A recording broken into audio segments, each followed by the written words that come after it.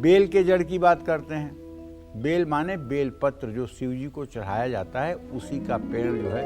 वैसे बहुत चीज़ों को बेल कहा जाता है, जो पेड़ों पे चढ़ जाती है उनको भी बेल कहा जाता है, लेकिन यहाँ मैं आपको उस बेल की बात कर रहा हूँ जो बेल पत्र शिव जी को चढ़ाया जाता है, उस बेल के पेड़ की जड़ की बात कर रहा हूँ। उसका संबंध सीधे सूर्य से है और ज्योतिष में सूर्य को आत्मा का कारक ग्रह माना गया है। चंद्रमा मनसो जातः चक्षो सूर्यो अजायत श्रोता द्वायुश्च प्राणस्य मुखादग्निरजायत शुक्रो शुक्रश्च तथा नेत्रम चंद्रमा मनसस्तथा आत्मा वै दिन कृते अत्र।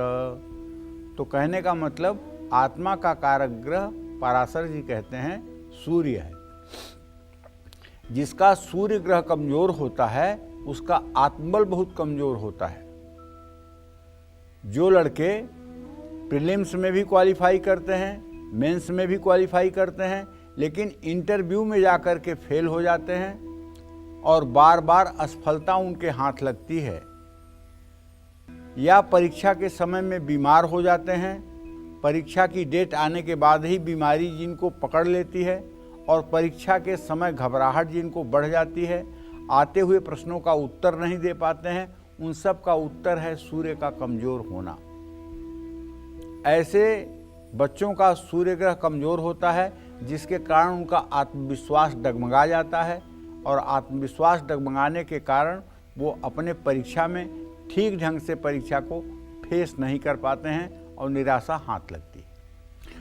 तो इसके लिए आपको चाहिए कि आप रविवार के दिन बेलपत्र की जड़ को खोद करके और उसे अच्छे से धो पोंछ करके उसको सुंदर सा आकृति दे करके उसमें बीच में थोड़ी सी स्क्रैच बनाइए चाकू से और पिंक कलर के गुलाबी रंग के धागे में उसको बांध करके अपने दाहिने हाथ पर उसको आप रविवार को प्रातःकाल धारण कर लीजिए।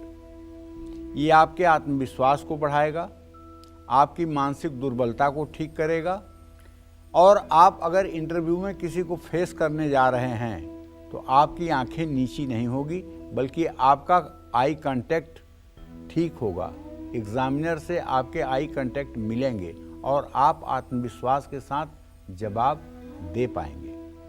अगर इसके साथ साथ ओमा कृष्णेन रजसा वर्तमानो निवेशयन्न मृतं मृतं च हिरण्येन सविता रथेन देवो जाति भुवनानि पश्यन्न, इस मंत्र का या ओम जपा कुसुम संकाशम काश्यपेयम महादुतिम तमो अरिम स्वरूपापघ्नम प्रणतोस्मि दिवाकरः सूर्याय नमः।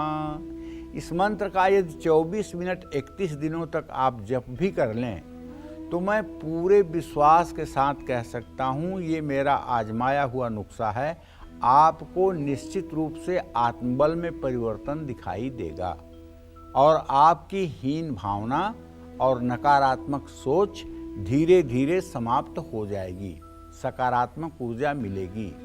जिन लोगों को हार्ट से संबंधित, पेट से संबंधित, रीढ़ की हड्डी से संबंधित रोग सताते हैं, उन लोगों को भी बेल की जड़ धारण करनी चाहिए। अब मैं आपको बेल की जड़ धारण करने की विधि बताता हूँ। विधि तो एक बार मैं बता चुका हूँ, फिर से सुन लीजिए। रविवार के दिन बेल की जड़ को धारण करना शुभ माना गया है।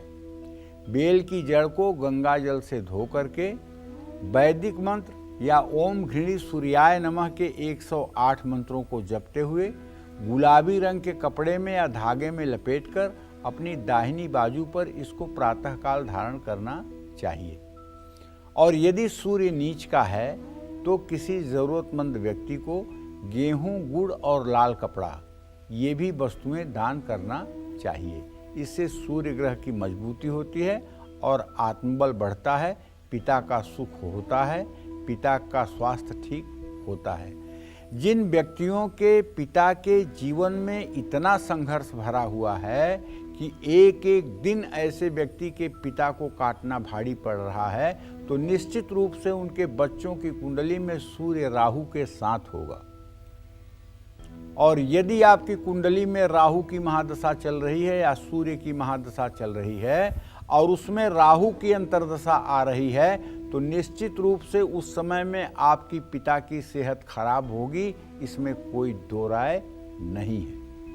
ऐसे समय में यदि आपके पिता की उम्र 40 साल से ज़्यादा हो तो उन्हें अपना ईसीजी करवा लेना चाहिए, उन्हें अपना हार्ट चेक करवा लेना चाहिए और हो सके तो सूर्य की शांति भी करवा लेनी चाहिए, क्योंकि सूर्य में राहु का अंतर या राहु में सूर्य का अंतर ये पिता और आजीविका दोनों को प्रभावित करता है।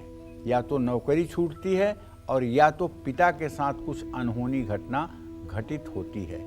इस बुरे प्रभाव से बचने के लिए सूर्य के मंत्रों का जप भी करना चाहिए, बेल की जड़ भी धारण करना चाहिए और हो सके तो सूर्य को अर्घ और गायत्री मंत्र का जप भी करना चाहिए। जय मां विंध्यवासिनी।